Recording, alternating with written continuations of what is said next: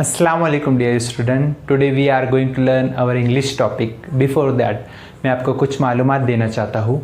तो कहानियों की मुख्तलिफ़ किस्में होती है, जैसे मुख्तलिफ़ मालूमात फ़राहम करने वाली कहानियाँ जिसे डिस्क्रिप्टिव स्टोरी कहते हैं। इसी तरह से मुख्तलिफ़ अजीब व गरीब किस्म की मालूमात फ़राहम करने वाली कहानी को एडवेंचरस स्टोरी कहते हैं और सबक आमोज़ कहानी को मोरल स्टोरी कहते हैं। तो आइए हम ये स्टोरी देखते हैं। समय का महत्व। एक चिड़िया और एक चींटी में बहुत मित्रता थी। चिड़िया बहुत आलसी थी, लेकिन चींटी अपना सब काम समय से करती और दिन रात मेहनत करती थी। बरसात का मौसम आने वाला था। चींटी ने दिन रात मेहनत करके ढेर सारा भोजन एकत्र कर लिया।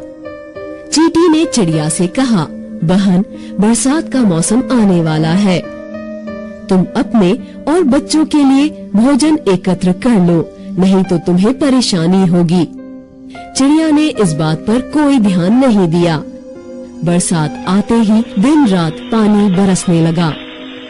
चिड़िया अपने घोंसले से बाहर न निकल सकी। उसके बच्चे भूख से रोने लगे। यह देखकर चींटी को दया आ गई।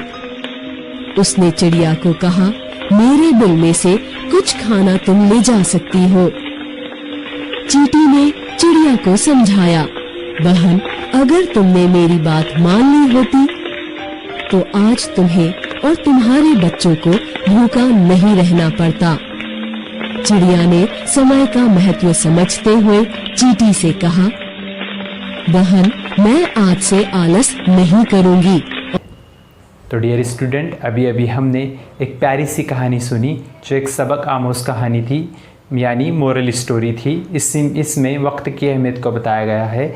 इसी तरह से हम हमारी इंग्लिश की टेक्स्ट बुक में दी गई unit 2.2 the lion, the man and the statue, इस स्टोरी के बारे में पढ़ेंगे।